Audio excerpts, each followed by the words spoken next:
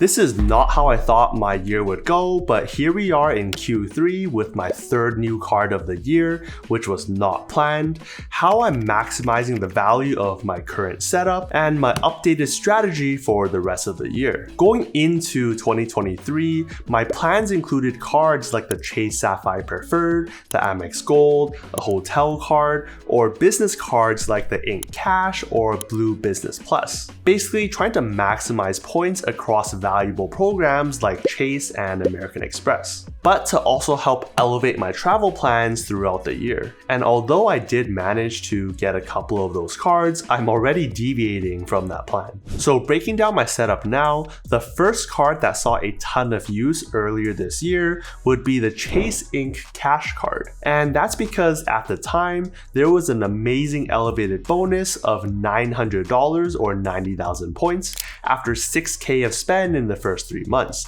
which has now been lowered to 750 or 75,000 points. And with my primary use of Chase points being travel partners, targeting upwards of 2 cents per point, that's over $1,800 in value, all for this no annual fee card. This really helped reload my points balance, given I've redeemed over 650,000 points for my trips this year for multiple people in business class. And to give that an estimate, those points were redeemed at probably around 4 cents per point, totaling a value of over $26,000 in my books. Chase points are basically number one in my opinion, especially because of its amazing travel partners like Aeroplan, Singapore Airlines, and Hyatt, but also their strong base value of 1 cent per point when redeeming for a straight cashback if you needed it. The Chase Ink Cash was a great way to kick off the year with a big injection of points, but also has strong spending multipliers like getting 5% or 5 times back at office supply stores and internet, cable, and phone services up to 25K a year, or 2 times back at gas stations and restaurants, also up to the same limit.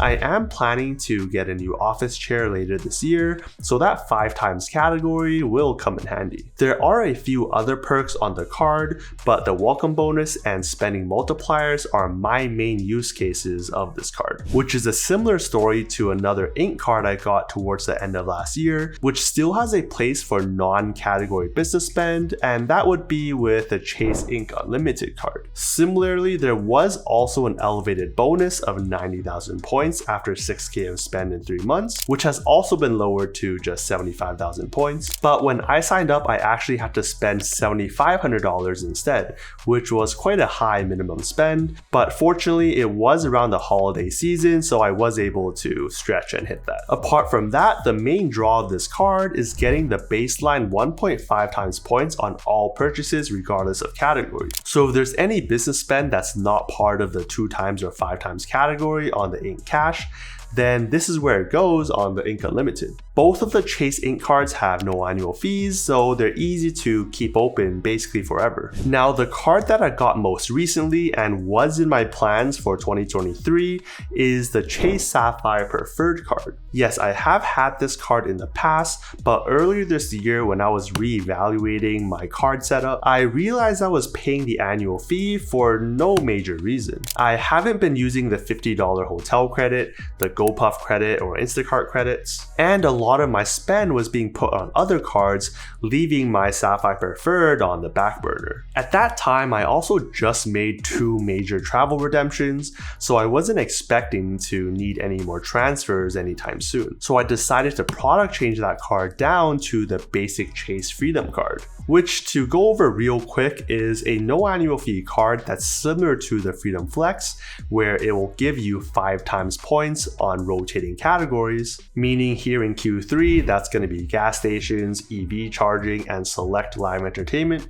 But technically having both the cards means I get double the spending limit, so $1,500 of spend per quarter per card. But at least for this quarter's categories, I probably won't get anywhere near that amount of spend. But back to the Preferred, given I was quickly recouping my Chase points, I saw there was an elevated bonus of 80,000 Chase points after about $4,000 of spend in the first 3 months. And given I can naturally hit that spend, I'm over 48 months since I've gotten the previous bonus, and that I might need one more travel redemption towards the end of this year, I thought it was a perfect opportunity to jump on this card again. I don't have the Sapphire Reserve or the Chase Preferred, so I would need this card to enable transferring of my Chase points to travel partners again. And I'm fine paying the annual fee for the ability to do so. I'll just need to keep in mind and try to use the different credits on the card whenever they're convenient. And then to round out my Chase cards, there's of course the Chase Freedom Flex card.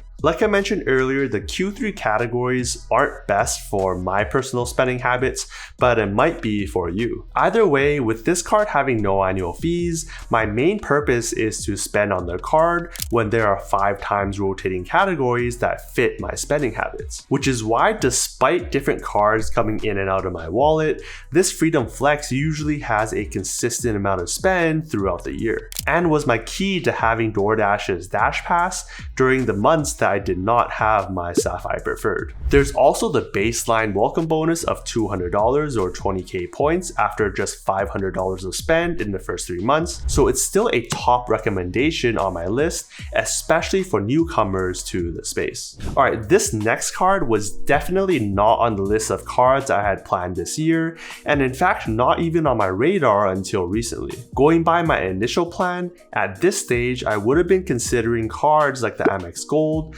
but I missed the higher elevated bonus. There was also the thought of getting a hotel card like the Hilton Aspire or Marriott Bonvoy Brilliant, but given I'm traveling with 5 people, those hotels under those chains just didn't make sense price-wise. It was much easier to go boutique or larger places like this Mamaru chain of apartment hotels in Japan, which honestly looked pretty nice and barely cost more than one nice hotel room. But instead, after doing a deep dive into this card and evaluating my plans for the rest of the year, I thought it was a perfect time to get the American Express Green card. If Chase points are number 1, then American Express points are a close second, which is perfect because this card, as of the time of this filming, has an elevated bonus of 60,000 points after 3k of spend in the first 6 months, along with up to $200 back in statement credit on travel and transit, which itself is more than enough to cover the $150 in annual fees.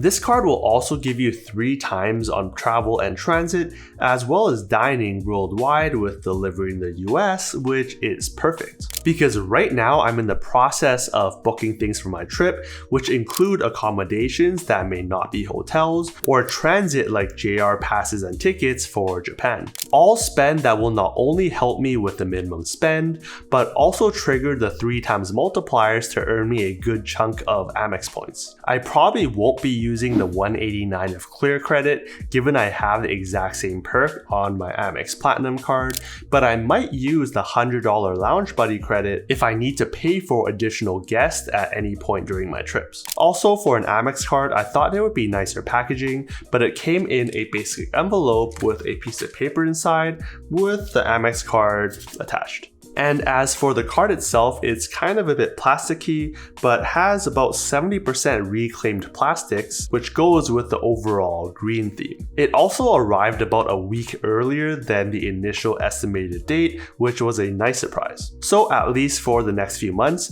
this is probably my go-to card for most of my spend to help recharge my Amex points. Now, on the theme of American Express, the card I still find a ton of value on would have to be the American Express Platinum card. I've said this before, but this is the type of card that you either love it or you hate it. And for me, I love this card because A, I use enough of the credits between the airline, hotel, and Uber credits, as well as the Saks Fifth Avenue and Clear credits, which are more than enough to cover the annual fee every single year. B, my employer gives a corporate version of this card, which means I get $150 off the annual fee every year. And C, this is the main card I use to elevate my travel experiences, from Hilton and Marriott Gold that has surprisingly gotten me significant upgrades even here in the US, to easy to use return protection, to lounge access around the world. In fact, there were a couple lounges in Taipei that would not allow priority pass, but would allow people with the American Express Platinum card, which came in really handy on my recent trip. Overall, I don't see myself not having an Amex Plat card at any point, which is why I still have it after 4.5 years.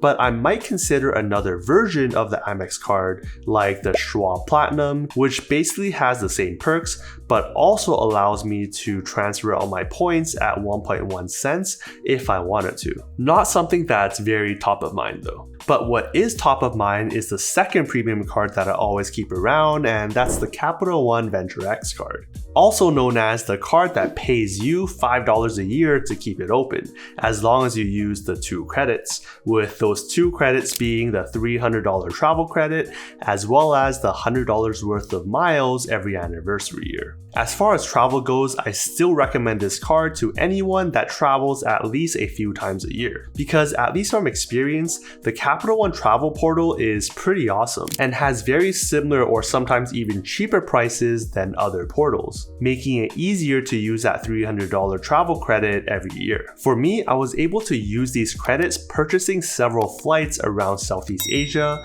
for myself and my entire group traveling. Even within the smallest of countries or airlines like Scoot or AirAsia, I was able to find flights for basically the exact same price as direct from their websites. The other way I've gotten good value from this card is actually through their travel partners. Similar to Amex and Chase, Capital One has its own set of travel partners, with the standout one I've always been using being Aeroplan, which is great for its good availability, the awesome interface, and the 5K stopovers, which makes it one of my favorite partners. Given Aeroplan is also a transfer partner to all 3 of those programs, it's a nice way to top off points in case I need it as well. And then of course, this is my foundational card for all non-category spend, basically my catch-all card, with its amazing 2 times miles on all purchases. This card still offers a solid 75,000 miles after 4K of spend in the first 3 months, so if you're interested, there are links down below along with other cards we talk about as well. Okay, so this next card I got recently is not a credit card, and it's also not a debit card. It's actually the Priority Pass card. Now I know what you're wondering, oh, you've had the Amex Plat for 4.5 years now, so Priority Pass isn't anything new. And it's not like you have the Sapphire Preferred where you get non-lounge benefits with your card too. Well, I got this new Priority Pass card as part of my Venture X because of one fine detail. And that detail is that with the American Express Platinum card or other cards, the Priority Pass wording says that you can bring up to 2 guests at no extra charge, whereas on the Venture X, there is no wording about number of guests. So yes, you can bring more than the typical 2, which for me will come in really handy when I'm traveling with a group of 5 later this year, especially when Priority Passes overseas in Asia are much better than the ones domestic. Cool, so those are all the cards that have been seeing regular use over the last few months, including the unexpected Amex Green card.